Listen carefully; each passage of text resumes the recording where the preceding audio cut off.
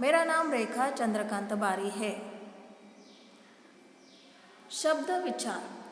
शब्द क्या है? सवाल तो यहीं से आरंभ हो जाएगा। भाषा की सबसे छोटी इकाई पूछी जाए तो वह क्या है? वर्ण है। वर्णों का सार्थक योग यदि होता है तो जो नई संरचना बनती है या जो नया रूप प्राप्त होता है वही शब्द होते हैं। इसी शब्द के संदर्भ में इसका शुद्ध लेखन, इसका शुद्ध उच्चारण, विशुद्ध प्रयोग का ज्ञान प्राप्त करना ही शब्द कहलाता है। शब्द वह है एक या एक से अधिक वर्णों के सार्थक मेल से बनी ध्वनियाँ शब्द कहलाती है।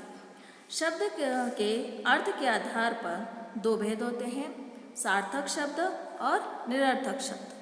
सार्थक शब्द क्या है? सार्थक शब्द का मतलब होता है साथ में अर्थ के, यानी कि जो भी शब्द है उसका उस शब्द का अपना अपना अर्थ होता है। इस प्रकार से जुड़े कि उनका कोई ना कोई अर्थ निकले, या दो से अधिक वर्ण इस प्रकार से जुड़ते हैं जिनका अपना अर्थ होता है। अब इसकी परिभाषा को देखिए। वे शब्द जो अर्थ के साथ में हो वही सार्थक शब्द कहलाते हैं, जैसे अंगूर, हाथी, बंदर आदि। तो बच्चों अब समझ गए ना कि सार्थक शब्द क्या है? जब वर्णों का मेल या योग होगा और जो शब्द तैयार होगा उसका अपना अर्थ अवश्य होता है। अब हम निरर्थक शब्द को देखते हैं। निरर्थक शब्द क्या है? निरर्थक शब्द में नीर का अर्थ होता है रहित, यानी के बिना, यानी अर्थ के बिना। जिन शब्दों का कोई अर्थ ना निकले वे क्या कहलाते हैं? निरर्थक शब्द कहलाते हैं। जैसे बहुत बार शीघ्रतावश हम जल्दबाजी में ऐसे शब्द बोल जाते हैं या सार्थक शब्द के साथ कुछ ऐसे शब्दों का उच्चारण कर जाते हैं जिनका उन वाक्यों में होना या ना होना कोई महत्व नहीं रखता। जैसे चाय वाय पीकर जाना। यहाँ पर चाय एक पेय पदार्थ है, पीकर जाना क्रिया है, पर वाय का तो कोई अर्थ ही नहीं है। अगर उसे निकाल भी देते हैं तो वाक्य पर कोई प्रभाव ही नहीं पड़ता।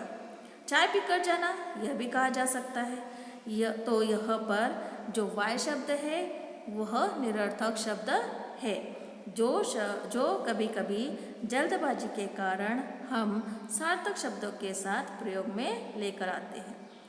इसके और उदाहरण देखिए। पढ़ाई वढ़ाई कैसे चल रही है? खाना वाना बन गया क्या? यह है सार्थक शब्द और निरर्थक शब्द के बारे में हमने पढ़ा। अब हम पढ़ते हैं सार्थक शब्द के प्रकार। सार्थक शब्द के प्रकार होते हैं पर्यायवाची शब्द। पर्यायवाची शब्द में हम इसे का अभ्यास कर चुके हैं और इसमें हमने पढ़ा है कि समान अर्थ वाले शब्दों को हम क्या कहते हैं? पर्यायवाची शब्द कहते हैं।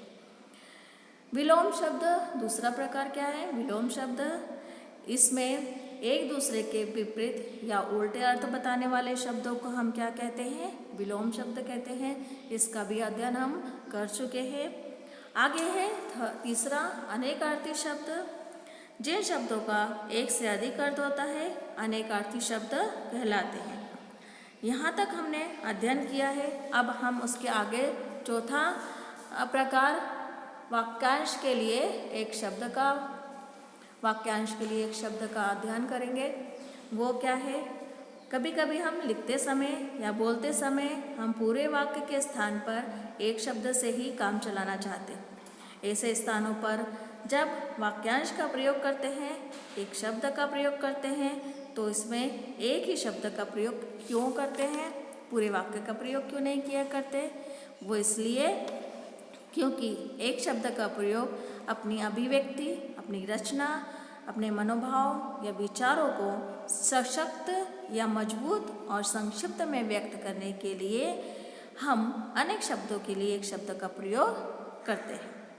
दूसरे शब्दों में हम कह सकते हैं कि कथन को भावपूर्ण, संक्षिप्तता, सुंदरता और प्रभावपूर्ण बनाने के लिए और समय को बचाने के लिए इसका प्रयोग किया जाता है। इसे हम ये भी कह सकते हैं कि गागर में सागर भरने का। इससे हमारी भाषा में क्या हो जाता है? हमारी भाषा की हमारी कथन की को प्रभावपूर्ण रूप से प्रस्तुति में सहायक होता है। इसकी परिभाषा को देखते हैं। वाक्यांश के स्थान पर प्रस्तुत होने वाले एक शब्द अनेक शब्दों के लिए एक शब्द कहलाता है।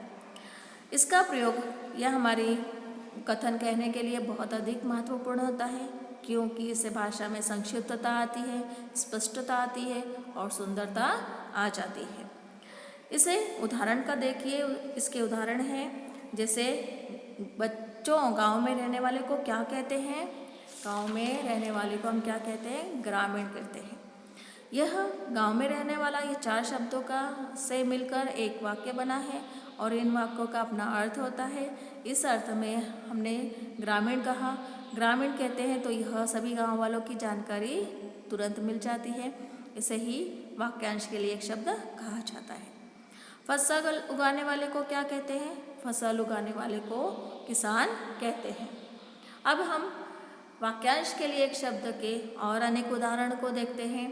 जैसे चित्र बनाने वाला, उसे हम क्या कहते हैं? चित्रकार कहते हैं। बच्चों को पढ़ाने वाले को हम क्या कहते हैं? शिक्षक कहते हैं। कविता लिखने वाला, जो कविता लिखता है उसे हम कवि कहते हैं। पानी में तैरने वाला, जो पानी में तैरते हैं उन्हें हम क्या कहते हैं? तैराक कहते हैं।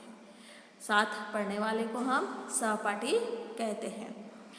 तो बच्चों, आज हमने वाक्यांश के लिए एक शब्द का अध्ययन किया।